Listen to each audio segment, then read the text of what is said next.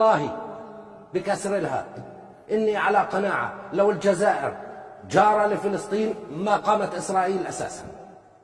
كيف لا نخاف وكيف لا نتكلم عن الجزائر وقلوبنا تنبض خوفا على الجزائر. والله إن قلوبنا تنبض خوفا على الجزائر. كيف لا نخاف عليها ونحن الذين تعلمنا منذ الصبا. قالوا لنا إذا ضاقت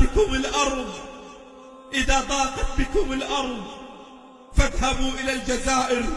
الأحرار في الجزائر في بلد 1.5 مليون شهيد وقفوا وقفة بالأمس لا يوجد أي قدر مبالغة إذا قلنا أنها كانت وقفة تاريخية مع الشعب المصري، وده حقيقة المنتظر من الإخوة والأشقاء. هتافات للشهيد وهتافات ضد العميل الصهيوني اجتاحت الجزائر اللي صلت الغايب في كل ولاية من العاصمة وشرقا وغربا وشمالا وجنوبا.